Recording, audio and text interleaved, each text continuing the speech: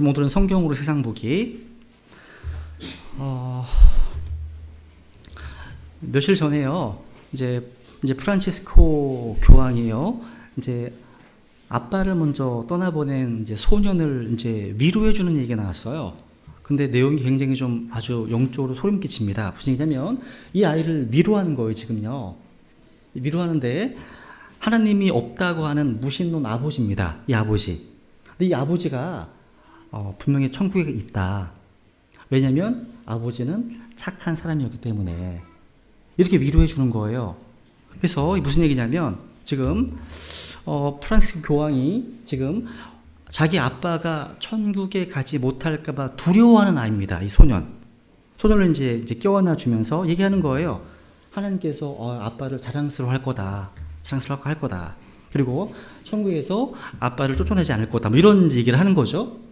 여러분, 에베소서 2장 8절 뭐라고 말씀하십니까? 이는 믿음을 통해서 너희가 은혜로 구원받았다. 너희 자신이 한 것이 아니다. 하나님의 선물이다. 행위에서 한 것이 아니다. 아무 자랑할 수 없다. 말씀하시죠. 그죠? 여러분, 이제 역대 교황들 보면요, 영적으로 되게 소름 끼치는 많은 행위를 했습니다. 근데 지금 이 프란치스코 교황은 정말 좀 굉장히 위험한 게 뭐냐면 우선 첫 번째는 성경적 구원의 교리에 있어서 거짓말했다는 겁니다. 첫 번째는 그러니까 성경적 구원의 교리, 믿음을 통해 하나님의 은혜로 구원받는 이 교리에 대해서 거짓말한 겁니다. 두 번째는 무슨 잘못했냐? 끔찍한 일을 줬는데 뭐냐면 이 소년과 또 이 로마 캐톨릭 교도들로 하여금 거짓된 소망을, 거짓된 희망을 지금 주고 있다는 거예요. 그죠? 착하면 되는구나. 이런 거예요, 지금. 그래서 여기 무슨 얘기를 하냐면 지금 어떻게 천국에 갈 수 있는지에 대해서 거짓된 지금 희망을 지금 주고 있다는 거죠. 여러분, 구원받지 못한 사람들은 천국에 가지 못합니다. 갈 수도 없죠. 왜죠? 이 천국은요, 오직 어린 양, 예수 그리스도의 흘리신 보혈로 구속받은 성도들만 갈 수 있거든요. 그죠? 보시면, 사람들은요, 자기가 착하기 때문에 천국 가는 게 아닙니다. 내가 악하기 때문에 지옥 가는 게 아닙니다. 천국은 구원받은 사람들을 위한 것이고, 지옥은 구원받지 못한 사람들을 위해 가는 겁니다. 그죠? 이게 성경이 가르치는 바거든요. 그런데 로마 캐톨릭 교회의 가르침을 보니까 이거는 예수님께서 시작하신 그 교회가 아니구나. 그리고 이 로마 캐톨릭 교회는 기독교가 아니구나. 이렇게 분명히 알 수가 있습니다. 그리고 하나님이 없다고 무신론자 아버지를 자랑스러워한다? 이게 말이 안 되는 게 히브리서 11장 6절에 보시면 믿음이 없이는 하나님을 기쁘시게 하는 것이 불가능하다. 그래서 하나님께 나아가는 자는 그분께서 계시다는 사실, 또 그분을 부지런히 찾는 자들에게 보상해 주신 분이시다. 이걸 믿어야 한다. 말씀하시거든요. must. 반드시. 그죠? 자랑스러워 하겠습니까? 하나님께서요? 아니죠. 그래서 이 내용이, 이걸 이제 영상으로 이제 찍어서 이제 보여주는 거예요. 아주 감동적인 순간이라면서요. 소름 끼칩니다. 여러분, 이제 이 전도지인데요. 보세요. 구원 받으셨습니까? 이 전도지입니다. 당신이 오늘 죽는다면 어디에 가실까요? 그죠? 그런 전도지거든요. 그래서 천국에서의 기쁨과 지옥에서의 어떤 고통, 슬픔은 이 대답에 달려 있습니다. 구원 받았습니까? 다 대답해요. 만약에 그 사람이 예수 그리스도를 자신의 구주로 영접하지 않고 죽는다면 영원히 굿바입니다. 만날 수가 없어요. 우리랑요. 그죠? 그러니까 예수님의 흘리신 보혈을 믿지 않는다면 뭐 굿바이죠. 그죠? 굿바입니다. 이런 얘기를 왜 할까요? 오늘날은 이런 얘기를 하면 사람들이 되게 싫어합니다. 지금 양이 있습니다. 늑대가 오고 있어요. 제가 늑대가 옵니다. 경고하잖아요. 그러면 오늘날 사람들의 모습은 이 문제를 일으키는구만. 이 사람 쫓아내야겠구만. 이런 거라는 거예요. 이게. 그래서 갈라디아서 4장에 보시면 내가 너희에게 진리를 말하기 때문에 내가 너희의 원수가 되었느냐. 지금 바울이 얘기하는 거거든요. 우리는 진리를 위할 뿐이고 진리를 거슬러서 말할 수 없습니다. 진리를 증언해야죠. 지금 이게 정말 중요한 교리인데, 그죠? 이건 그것만이 아닙니다. 성경 이슈도 마찬가지예요. 저는 경고해야 됩니다. 보세요.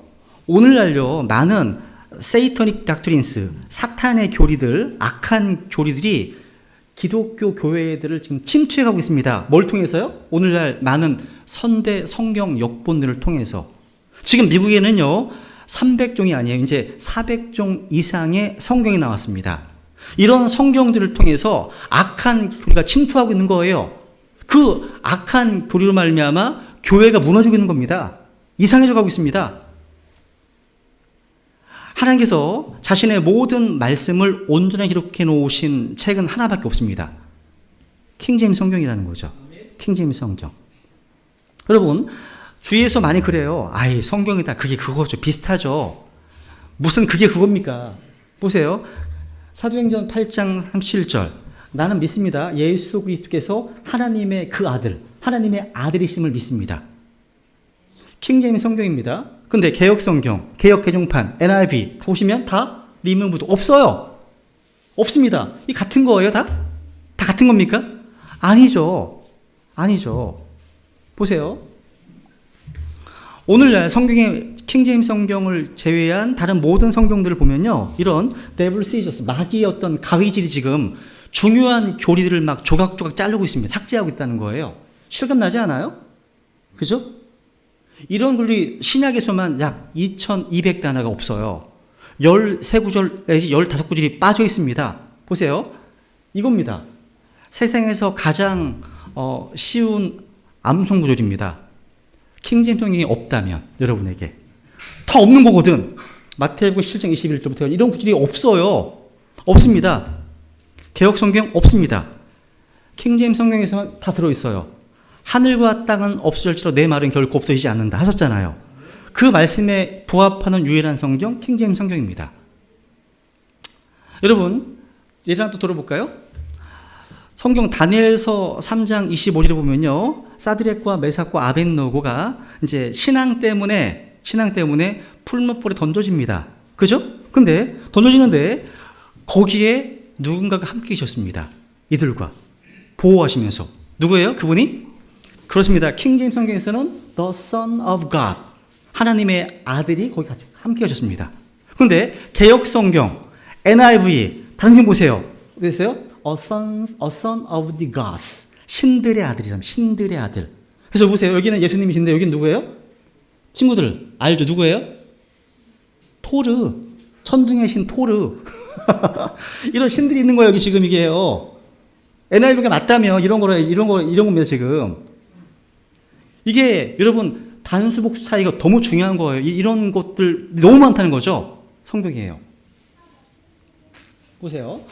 여러분 이제 그 교회 7교회 가운데 이제 마지막 교회가 라오디게아 사람들의 교회죠. 마지막 교회입니다. 이게 인류 역사 마지막 교회가 휴거되기 직전까지 존재할 마지막 교회의 모습입니다. 이 교회는 라오디게아에 있는 하나님의 교회가 아니라 라오디게아에 있는 사람들의 교회입니다. 에베소에 있는 교회, 서머나에 있는 교회, 버가모에 있는 교회입니다. 근데 라오디게아에 있는 사람들의 교회입니다. 하나님의 교회가 아니라. 그리고 이 교회는 예수님께서 문 밖에서 놓고 하십니다. 들어가겠다고. 그러니까 이 교회는 예수님께서 그 안에 안 계신 거예요. 문 밖에 계신 거예요. 그걸 그린 거예요. 그러니까 번역 킹제임스 성경을 통해서 계신 예수님께서 교회에 못 들어가요. 지금. 그러니까 들어오지 못하게 하면 왠지 아십니까? 그분 들어오시면 모든 게 바뀌니까.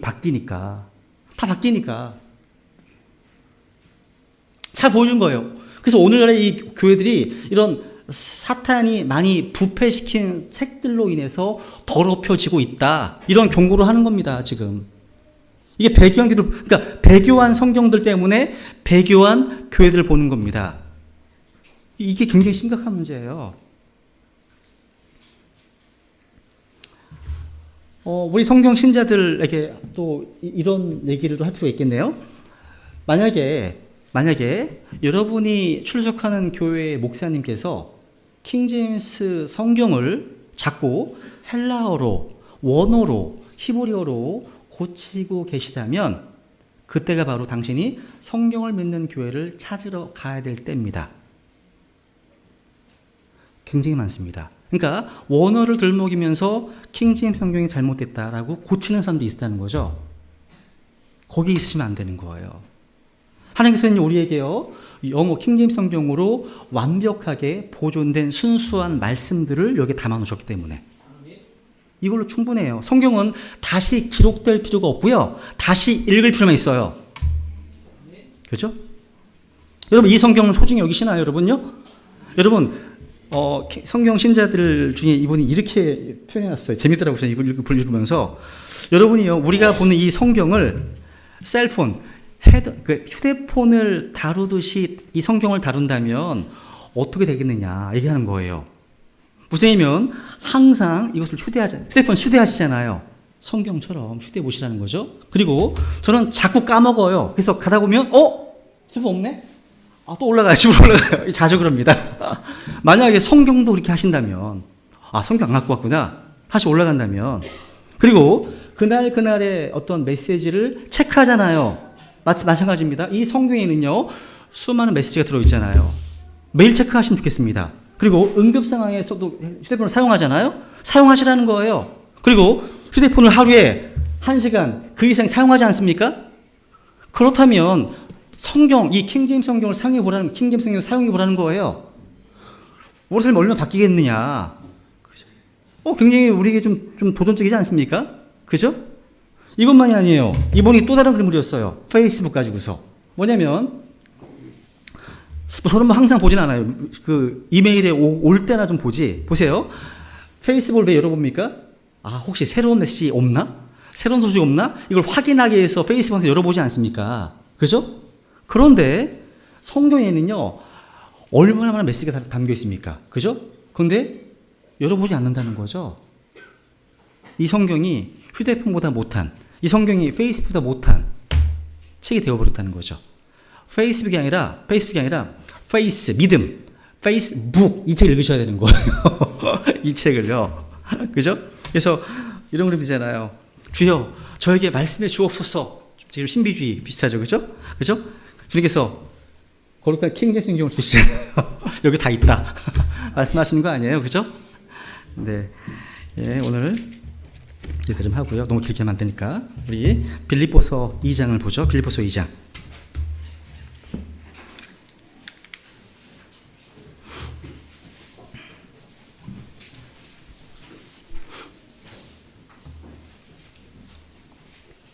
예, 빌립보서 2장.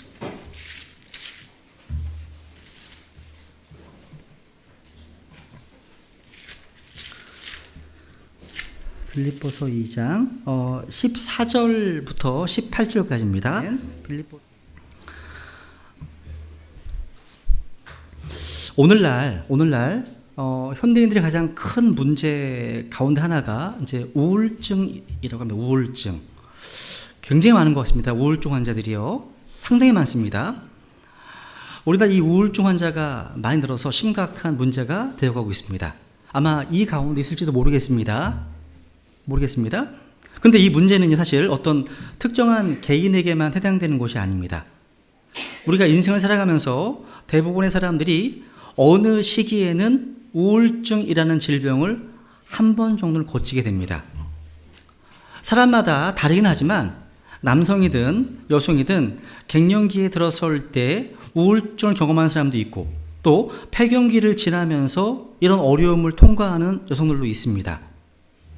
우울증의 증상은요, 감정이 메마르고 두려움이 엄습합니다. 염려도 많아져요. 또 우울증이 찾아오면 의욕이 없어요. 의욕이 없습니다. 식욕도 없어지고 성취욕도 상실됩니다. 그리고 죽고 싶은 마음이 생겨요. 그래서 이 우울증은요, 무서운 겁니다. 우리는 인간의 실존을 이해하는 게 중요합니다. 또 인간의 심리를 또 이해하는 게 중요합니다. 환자가 의사 앞에서 자신의 고통을 정직하게 드러낼 때 치료가 가능한 것처럼, 우리 영혼의 의사이신 하나님 앞에 나아갈 때 우리의 상태를 있는 모습 그대로 드러낼 필요가 있습니다. 그때 우리는 치유를 경험한다는 거죠. 근데 이게 여러분, 예수님의 피로 죄사함 받고 구원받은 사람도 우울할 때가 있습니다. 예수님도요, 우리가 생각하는 것처럼 항상 기쁜 모습으로만 사시는 것이 아니었습니다. 예수님도 우셨습니다. 예수님은 하나님이셨지만 연약한 육신의 몸을 입고 이 땅에 태어나셨기 때문에 인간이 경험할 수 있는 모든 고통을 다 경험하셨습니다. 우리 마음의 아픔을 다 경험하셨습니다. 외로움, 슬픔, 좌절, 또 무력감, 수치심, 배신감, 우울감 등등 인간이 겪을 수 있는 그런 내면의 모든 고통을 다 경험하셨습니다. 예수님은 십자가를 앞에 두시고 자신의 마음을 이렇게 표현하셨습니다. 이에 그분께서 그들에게 이르시되 내 혼이 심히 슬퍼 죽을 지경이니 너희는 여기 머물러 나와 함께 깨어 있으라 하시고, 하나님의 마음에 합한 사람 다윗 마찬가지입니다. 심한 마음의 고통 가운데서 괴로울 때가 있었습니다. 엘리야도 마찬가지입니다. 이세벨의 공격을 받고 피곤해 쓰러졌을 때 죽고 싶었어요. 한때 바알의 대원자들과 영적 전투를 벌일 때는 그토록 강했던 엘리야가 너무나 약한 모습으로 로뎀나무 아래 쓰러졌습니다. 엘리야가 이렇게 고백합니다. 한번 보세요. 읽어볼까요? 시작. 그러나 그가 스스로 하룻길을 가서 광야로 들어가 로뎀나무에 이르러 그 밑에 앉아 스스로 죽기를 구하여 이르되 오 주여 조카오니 이제 내 생명을 취하시옵소서. 나는 내 조상들보다 낫지 아니하나이다 하고. 여기서 우리는요, 우리가 인생을 살면서 기쁨을 빼앗아가는 슬픈 현실이 있다는 사실을 인정해야 됩니다. 예수님을 개인의 구원자와 주님으로 영접한 사람들도 우울할 수 있습니다. 괴로울 수 있습니다. 말은 하지 않지만 죽고 싶은 마음이 들 때도 있습니다. 근데 그때 기억해야 할 사실이 있어요. 하나님은 바로 그 고통스러운 마음을 아신다는 사실입니다. 하나님 그 괴로움을 아십니다. 바울이 기록한 이 빌립보서는 감옥에서 보낸 기쁨의 편지입니다. 바울은 로마의 차디찬 감옥에서 이 글을 기록했습니다. 오늘 이제 본문에 보시면 16절, 17절, 18절에 보시면 다 기뻐하다는 표현이 5번 반복되어 나옵니다. 제가 앞에 말씀드렸지만 이 말씀을 받은 대상이 누구인지 한번 생각해 보세요. 먼저 바울이 주 안에서 기뻐하라, 기뻐하라 이렇게 편지를 써보낸 빌립보 성도들은 예수님 믿지 않는 사람들이 아니었다는 거예요. 이들은 예수 그리스도의 피 묻은 십자가의 복음을 통해서 구원받은 자들이었습니다. 즉 그리스도의 복음을 받았고 이 복음 안에서 교제했던 사람들을 기억하면서 이 말씀을 들어야 됩니다. 이들은 복음을 위해서 살았고 복음 전파를 힘쓰는 사람들이었습니다. 그런데 빌립보 성도들 가운데 보면 본문에서 기쁨보다 불평과 시비가 가득 찬 삶을 살고 있는 이들이 있었다는 것입니다. 그래서 오늘 모든 일을 불평이나 시비가 없이 행하라. 이 14절 말씀을 집중해서 말씀을 좀 선포하겠습니다. 여기서 우리는 기쁨의 장애물이 무엇인지를 알 수 있어요. 빌립보서 전체에 보시면 기쁨의 장애물이 여러 가지로 나옵니다. 그 부분은 다음에 정리하고요. 오늘은 본문 14절에 집중해서 말씀을 증언하겠습니다. 바로 불평과 시비가 기쁨의 장애물입니다. 불평과 시비. 지금 빌립보 성도들 안에는 이런 불평과 시비 속에 살고 있는 이들이 있었다는 겁니다. 그런데 이것이 빌립보 성도들만의 문제가 아니라 오늘날 우리의 문제이기도 하지 않습니까? 불평과 시비. 이것은 우리의 기쁨을 갉아먹는 적이라고 말할 수 있습니다. 불평과 시비는 우리 인생을 비참하게 만듭니다. 우리 입에서 불평이 터져나오기 시작하면 마음에 기쁨이 사라집니다. 우리가 무엇인가 만족하지 못하잖아요. 불평하고 원망하기 시작합니다. 불평이란 뭐냐면요, 내적인 불만 상태가 외적으로 표현된 상태라고 말했습니다. 그러니까 내적인 불만 상태가 외적으로 표출된 상태가 불평입니다. 그리고 시비는요, 시비. 이 뭐냐면 사람들 간에 따지고 다투는 겁니다. 시비는 내적으로 뭔가 이의를 제기하고 논쟁하려는 태도라고 정의할 수 있습니다. 다시 읽겠습니다. 시작. 모든 일을 불평이나 시비가 없이 할지니. 이 말씀은요, 우리가 무엇이든 그냥 다 받아들이고 좋아해야 한다. 이런 말이 절대 아닙니다. 성경의 진리를 바르게 믿는 성도는 이 땅에서 영적 분별력을 가지고 살아야 됩니다. 여러분, 사도행전 15장에 보시면 1절, 2절, 또 7절, 11절에 보시면 율법주의의 문제와 관련해서 우리가 받은 복음의 진리를 위해서 많은 논쟁을 하고 있는 걸 보게 됩니다.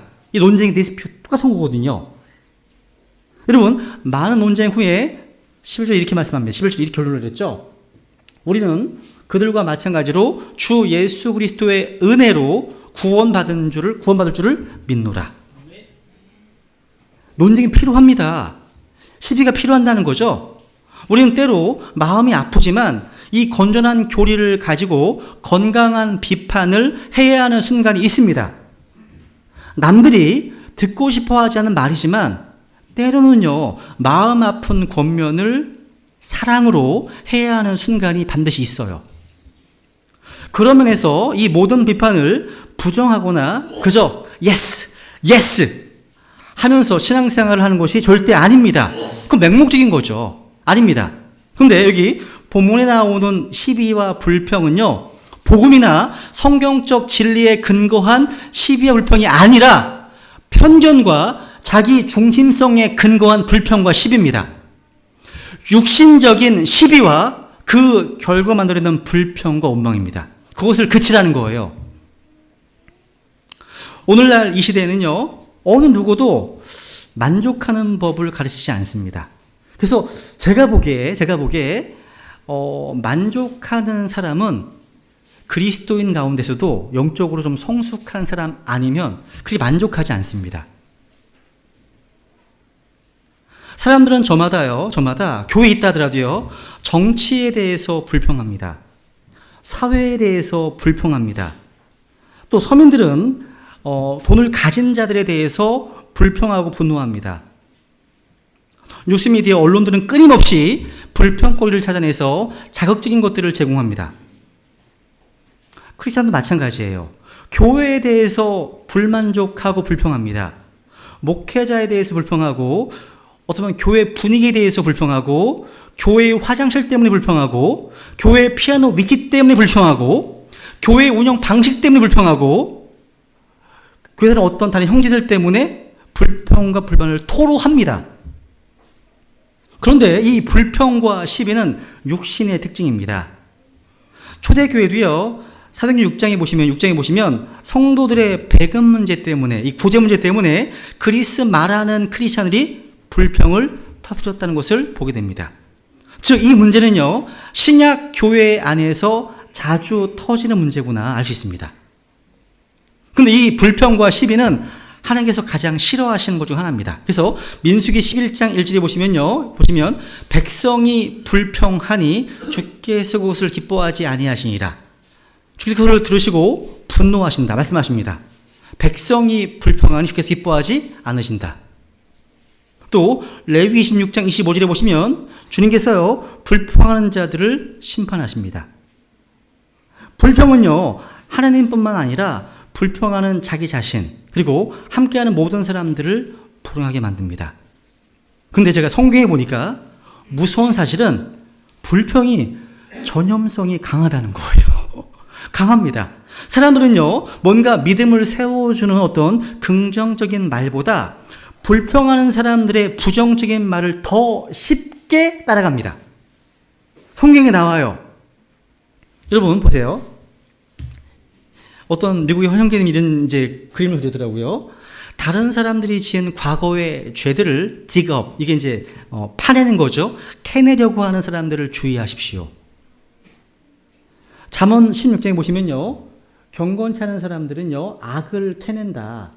그의 입술에는 타오르는 불 같은 것이 있다. 그리고 삐뚤어진 사람은 다툼을 심는다. 그리고 수근거리는 사람은 친한 친구들을 이간시킨다. 얘기합니다. 지금 이런 얘기거든요. 이런 사람 조심하셔야 됩니다. 누군가의 신상 정보를 막 캐내려고 해요. 뭔가 그 사람의 어떤 과거의 어떤 것들을 막 캐내는 사람들이 있어요. 좀 많이 봤습니다. 그런 사람들을 조심하세요. 조심하세요. 왜? 여러분 자신을 위해서. 영향을 받거든요. 그러니까 누군가 여러분에게 다가와서 다른 주체들의 과거의 약점이나 어떤 죄들을 조사하고 캐내려고 한다면 여러분 자신을 위해서 그 사람으로부터 떠나시기 바랍니다. 조심하시라는 거예요. 여러분, 불평, 시비, 그러면 누가 떠오르세요? 여러분? 불평과 시비 그러면? 가인요? 네, 가인도 그렇죠. 여러분 자신이 떠올라야죠. 저 그걸 듣고 싶었는데, 여러분 자신. 예? 떠올라 정상입니다. 그리고 또 누가 떠오르세요? 저는 이 말씀을 준비하면서 이스라엘 백성이 떠오르던데요. 이스라엘 백성들은요, 6월절 어린 양의 피로 구속받은 지 3개월도 안 돼서 출애굽기부터 신명기 거쳐 거듭 불평밖에 안 나와요. 불평의 연속입니다. 불평의 연속. 야, 맨날 무슨 먹을 문제, 물 먹는 문제, 이런 문제. 하나님께 불평합니다. 끊임없이. 이집트에서 먹던 음식들 그립나 봐요. 끝없이 불평합니다. 그리고 이 광야의 백성들은요, 모세와 아론에게 끝없이 불평했습니다. 그래서 40년 광야 생활은 이 불평의 연속이었다는 거죠. 한 가지를 좀 생각해 볼게요. 민수기 13장과 14장에 보시면요, 유명한 얘기가 나옵니다. 이스라엘 백성들이요, 광야에서 하나님의 심판을 받았던 것도 이들이 불평이기 때문입니다. 가나안 땅을 정탐하러 갔었던 12 스파이 가운데 하나님과의 바른 관계 속에서 믿음의 태도를 가진 사람들은 여호수아와 갈렙뿐 두 사람밖에 없었습니다. 성경에서는 이 사람은 다른 영이다. 다른 영 가지고 이렇게 표현합니다. 다른 영이다. 다른 영. 나머지 10명의 스파이들은 불평했습니다. 원망했어요. 이들은요, 자신뿐만 아니라 이스라엘 백성 전체가 다 원망하도록 만들었습니다. 한번 이들이 불평을 보세요. 어떻게 불평했는지 한번 보세요. 읽어볼까요? 시작.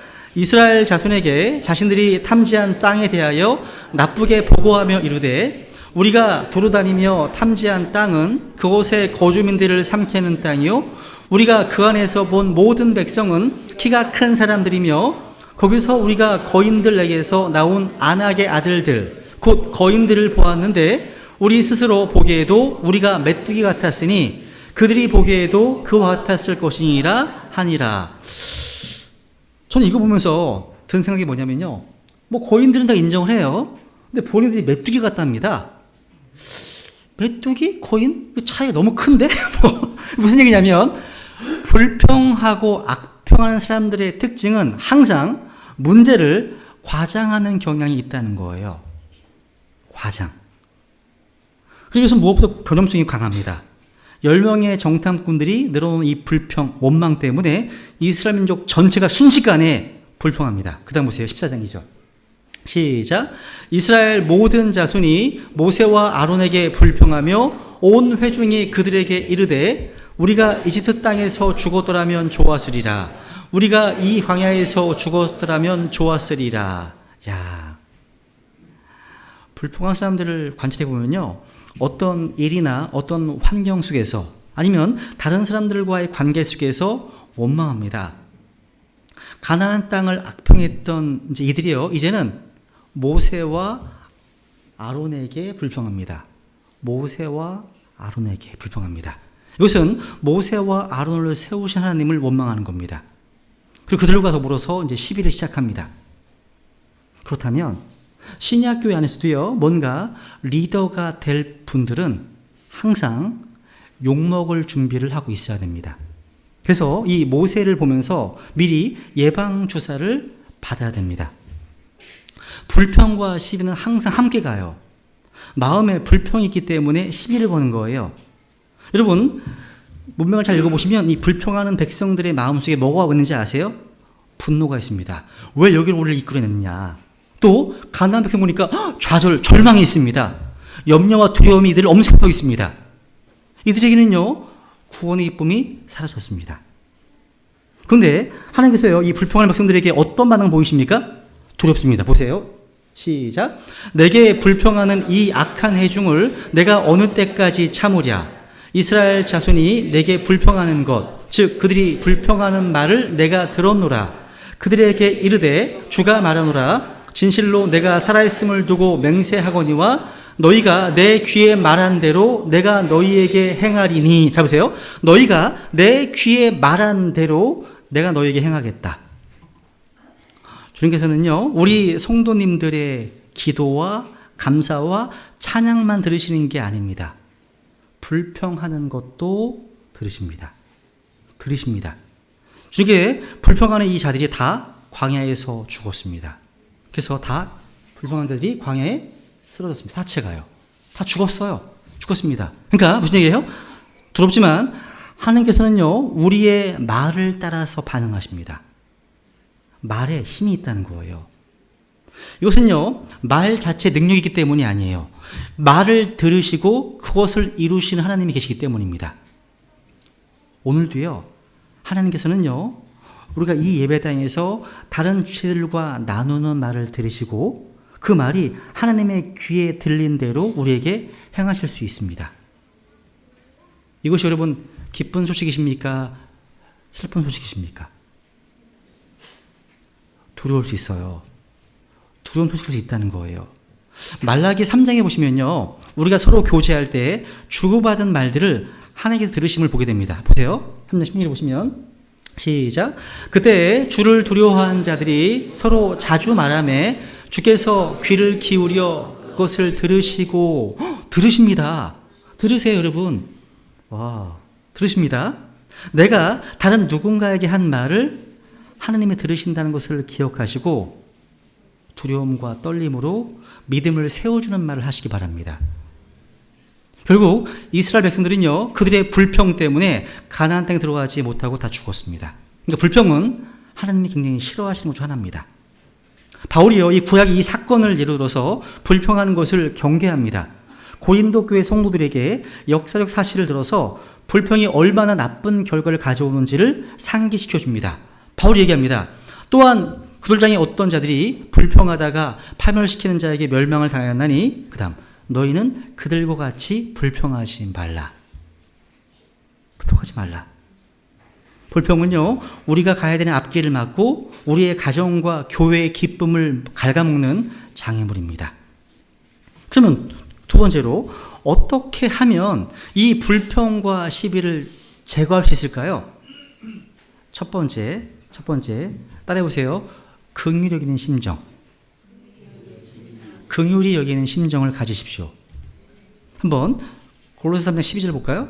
3장 12절 읽겠습니다. 시작.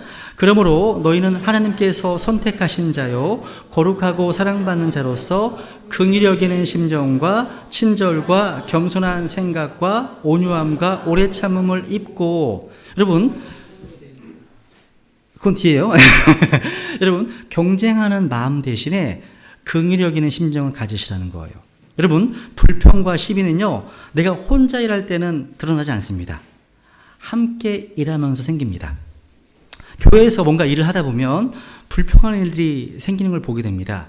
서로 대접하다가도 불평이 생겨요. 그래서 불평 없이 서로 대접하라 말씀하고 있습니다. 또 누군가를 이기려고 하는 마음에서 불평이 싹트기 시작해요. 여러분 신약 교회의 모임이 서로 자기의 영적 선물, 은사에 따라서 돕고 협력하는 관계가 아니라 뭔가 경쟁하는 관계가 되면 비참한 결과를 가져옵니다.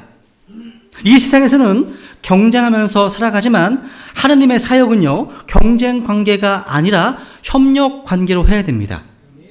여러분 누가 이기느냐 이게 중요한 게 아니라 하나님께서 영광을 받으시는지 이게 중요하고, 신약 교회를 향하신 하나님의 뜻이 성취되는 것, 이게 가장 중요한 겁니다. 그래서 우리가 경계하는 마음을 갖지 않으려면 서로를 향해서 긍휼히 여기는 마음, 그런 심정을 가져야 됩니다. 제가 보니까 우리가 만나는 모든 사람은요, 저마다 다 아픔과 상처가 다 있어요. 다 있습니다. 그래서 우리는 서로 모두 다 긍휼히 여기는 그런 마음이 있어야 한다는 겁니다. 두 번째, 남을 탓하지 말고요, 책임지는 사람이 되세요. 남 탓하지 말고 책임지는 사람. 여러분 창세기 3장에 보시면요, 인간이 가진 죄성 가운데 하나는 남 탓하는 거예요. 어떤 문제가 이제 생기면 그 문제의 원인을요, 자기에게서 찾지 않고 다른 누군가에 찾는 거예요. 마치 이런 겁니다. 잠언 19장 3절 사람의 어리석음이 그의 길을 굽게 하고는 그의 마음이 주를 향해서 안달한다.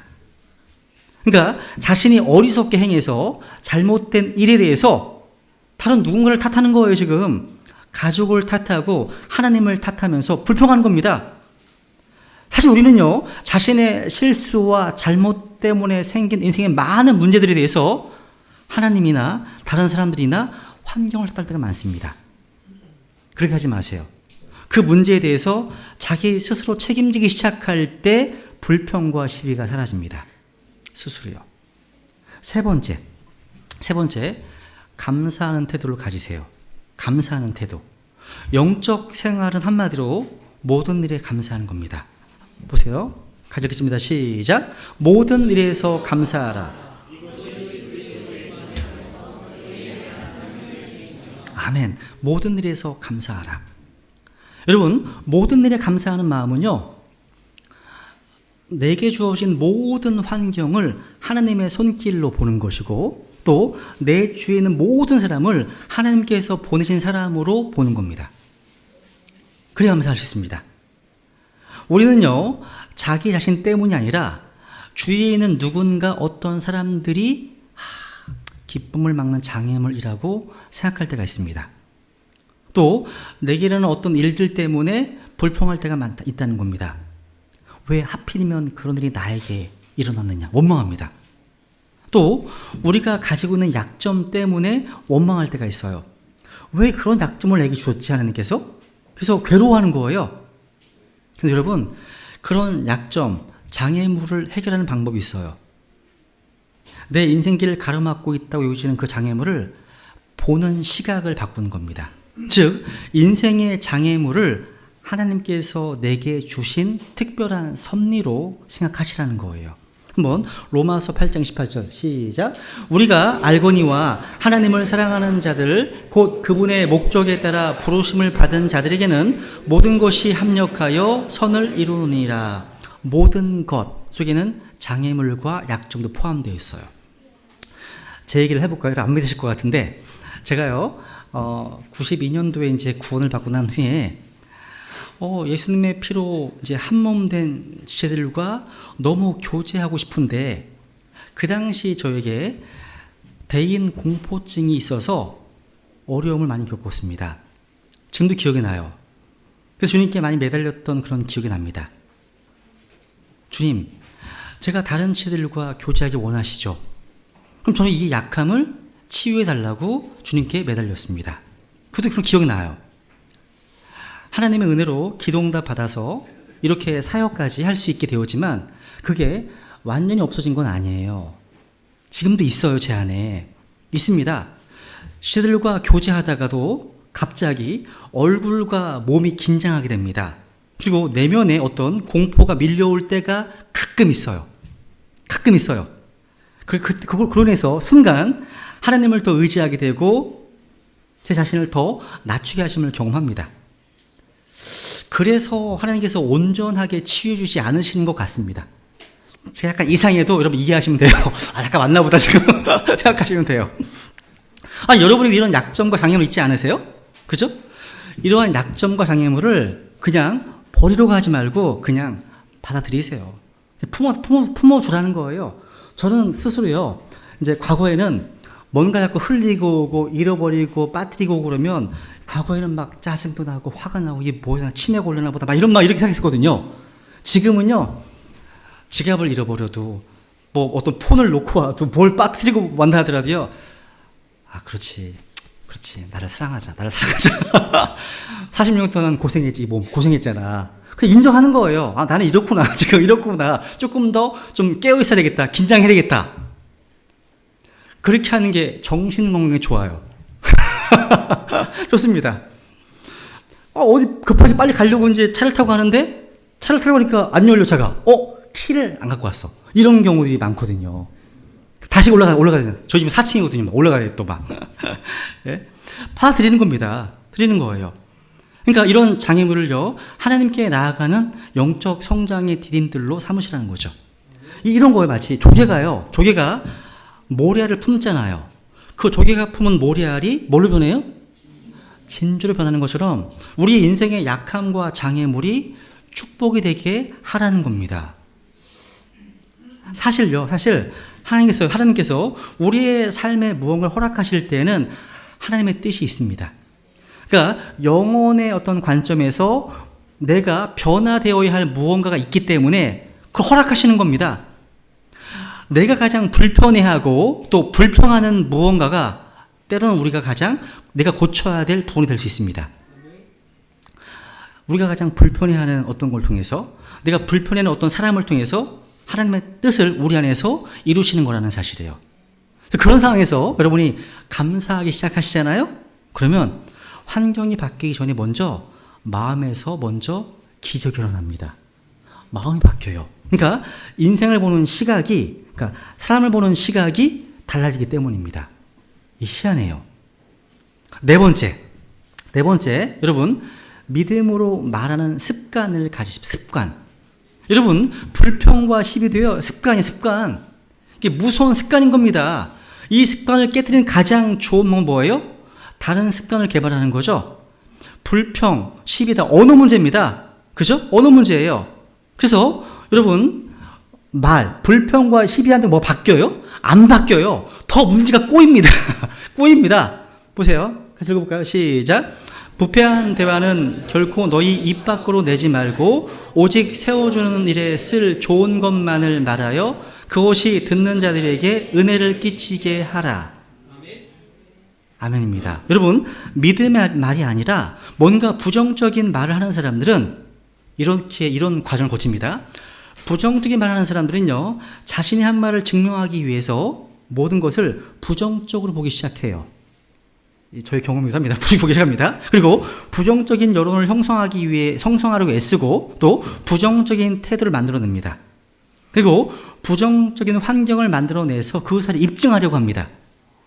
그리고 내가 부정적으로 한 말이 꼭 이루어져야 하기 때문에 뭔가 그와 반대되는 일들이 진행되면 기뻐하는 게 아니라 괴로워합니다. 괴로워해요. 우리는 마음에 가득한 것을 말합니다.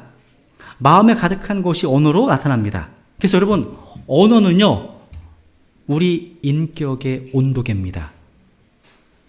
언어는요. 여러분, 톨스토이가 쓴 책 중에요, 이런 책이 있습니다. 살아갈 날들을 위한 공부라는 책이 있습니다. 여기에 말을 조심해서 하라고 권면하는데 제가 좀 인용해 볼게요.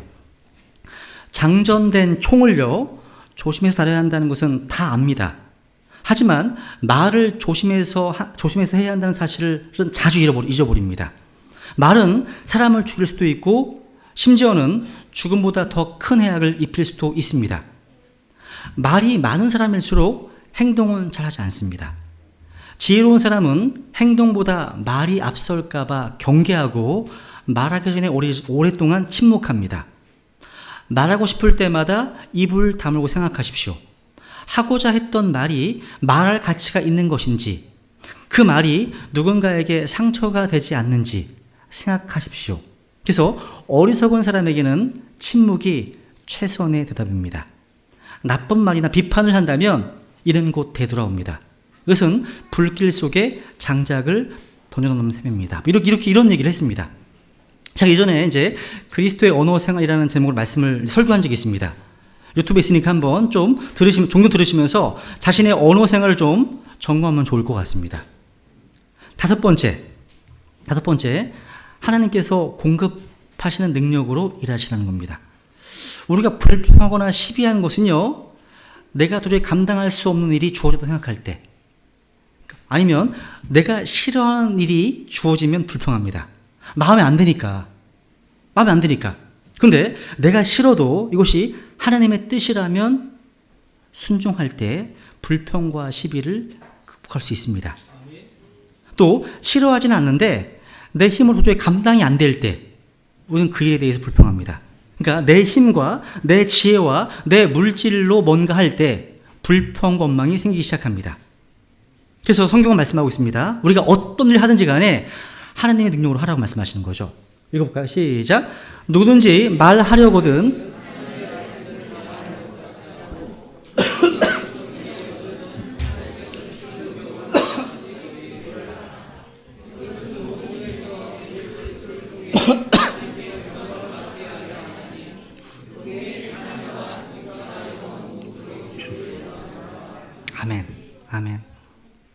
우리가요, 하나님 주신 능력과 어떤 공급을 받지 않고 일하면 불평하게 됩니다. 그리고 내가 주신 모든 것들이 하나님으로부터 왔다는 감격이 없을 때 불평이 시작되는 거예요. 그래서 뭘로 하라는 거예요? 하나님 주시는 능력으로 하는 것 같이 일을 하라고 말씀하시는 거죠. 그래서 기도하시고 또 예배를 잘 드리시고 말씀을 읽고 암송하고 묵상하시고 이렇게 하다 보면 그 능력으로 하실 수 있다는 거죠. 그죠? 그럼 이제 이렇게 우리의 삶에 기쁨을 막는 장애물로서 시비와 불평이 있는데요. 그럼 마지막으로 주님께서 이런 장애물들을 어떻게 극복할 수 있는지 한번 좀 여러 방법들을 생각해 보고 마치겠습니다. 간단하게 하나님께서 이런 장애물들을요 극복할 수 있도록 도와주신 여러 가지 방식들 한번 생각해 볼게요. 첫 번째, 우선 장애물을 제거해 주심으로 극복하게 하십니다. 그러니까 우리의 어떤 장애물은요, 인생 장애물은 때로는 우리 인생길에 딱 서 있는 것처럼 보입니다. 가로막고요. 근데 하나님께서 일을 시작하시면 순식간에 그 장애물을 제거시켜 주시기도 하십니다. 보세요. 이거 보세요. 시작. 오 큰 산아, 내가 무엇이냐? 수르바벨 앞에서 내가 평야가 되리라. 그러니까 하나님께서 장애물을 제거해 주신다는 거예요. 저에게 있어서 하나님께서 영적 성장의 장애물로서 제거해 주신 것 중에 한 가지가 바로 제사 문제입니다. 제사 문제였어요. 제가 20살에 구원을 받았는데 진리를 알게 되면서 제사의 실체와 역사에 대해서 공부하게 되니까 제사를 드릴 수가 없잖아요. 크리스찬들이. 그죠? 그래서 근데 친가 외가에서 제사가 많았습니다. 그래서 구원받고 나서는요, 도망치기 바빴고 피하기 바빴습니다. 그런데 기도 응답으로 형제들과의 불화 문제로 인해서 제사가 없어졌습니다. 순식간에. 너무나 감사했습니다. 근데 이런 방식만 있는 게 아닙니다. 두 번째, 따라해보세요. 장애물을 통과하게 하심으로. 이런 방식이 있습니다. 하나님은 때때로요, 자신의 깊으신 뜻 가운데서 장애물을 통과하게 하세요. 욥처럼 이해할 수 없는 고난을 통과하게 하십니다. 또 홍해를 통과하게 하십니다. 또 푸른 풀을 통과하게 하십니다. 또 다니엘처럼 사자굴에 들어가게 하십니다. 그러니까 여러분, 장애물을 통과하는 과정은 힘이 들어요. 근데 장애물을 통과하면 놀라운 일이 벌어집니다. 하나님 예비하신 놀라운 사역, 놀라운 축복이 전개됩니다. 이때 필요한 것은요, 하나님을 전적으로 신뢰하는 겁니다. 스펄전 목사님이 이렇게 했습니다. 하나님께서 자녀를 풀무풀에 던지실 때는 하나님께서도 그 안에 같이 들어가십니다. 맞죠? 맞습니다. 무엇보다도 이 장애물을 통과하는 가운데 간증이 많이 생깁니다. 하나님을 또 깊이 경험하게 됩니다. 세 번째, 이 장애물을요, 잘 견디게 하셔서 극복하게 하십니다. 여러분, 장애물의 종류에 따라서요, 하나님께서 다루시는 방법이 다양하더라고요. 어떤 장애물은 내가 견뎌야 돼요. 견뎌야 됩니다. 우리 힘으로 도저히 빠져나올 수 없는 공경에 처해 있다면 우리는 인내하는 가운데 잘 견뎌야 됩니다. 때로 하나님 우리를 수렁에 던져 놓으십니다. 그때는 기다려야 됩니다. 때를 기다려야 됩니다. 하나님의 때가 차기까지 기다리며 잘 견뎌야 한다는 거죠. 여러분, 우리 이제 이유정 자매님 이제 지금 임신하셨잖아요. 그죠? 이제 다음 달에 아이를 낳잖아요. 엄마는요, 생명을 잉태한 후에 얼마 기다려요? 그죠? 10달. 그죠? 10개월 기다립니다. 그죠? 10개월 동안 견뎌내야 합니다. 이때 필요한 게 사랑입니다. 사랑은 오래 참고 모든 것을 견딥니다. 사랑처럼 강한 게 없죠. 그죠? 잘 견뎌야 한다는 겁니다. 네 번째, 이 방식이 가장 놀랍습니다. 여러분, 나를 장애물보다 더 성장케 하심으로 이기게 하십니다. 여러분, 장애물은요, 키가 커요. 내가 넘기에는 너무나 키가 큽니다. 그래서 장애물입니다. 그래서 여러분, 키가 큰 장애물을 뛰어넘기 위해서는요, 장애물보다 더 성장할 필요가 있어요. 더 강한 어깨가 필요해요. 하나님께서는요, 우리가 장애물보다 더 크게 성장하기 원하신다는 거죠. 혹시 여러분 이 사람 아세요? 에드먼드 힐러리라는 사람? 에베레스트의 산하입니다. 이 사람이요, 에베레스트 산 정복에 도전했다가 실패했을 때 이렇게 말했습니다. 에베레스트 산하, 내가 다시 너에게 도전하리라. 너는 더 이상 성장하지 못하지만 나는 계속 성장하고 있기 때문이다. 좀 굉장히 도전적인 말이었습니다. 장애물 때문에 성장하기도 하지만 장애물을 극복하고 나면 동시에 자신이 놀랍게 성장한 것을 깨닫게 됩니다. 이 사람이요, 에베레스트 정복 이야기를 들어보면 도전이 됩니다. 1952년 에드먼드 힐러리는요, 세계 최고봉인 8,700m 높이의 에베레스트 산 정복에 도전하게 됩니다. 근데 실패했어요. 도전에 실패하고 나서요, 얼마 뒤 이 사람은 영국의 어떤 모임에서 이제 강연 요청을 받았습니다. 이 강단 앞으로 걸어 나온 힐러리가요, 주먹을 들어서 벽에 걸린 에베레스트 사진을 향해서 큰 소리로 외쳤습니다. 에베레스트요, 처음엔 네가 날 이겼다. 하지만 다음번에는 내가 널 이기겠다. 왜냐하면 넌 이미 성장을 멈췄지만 난 계속해서 성장하고 있기 때문이다.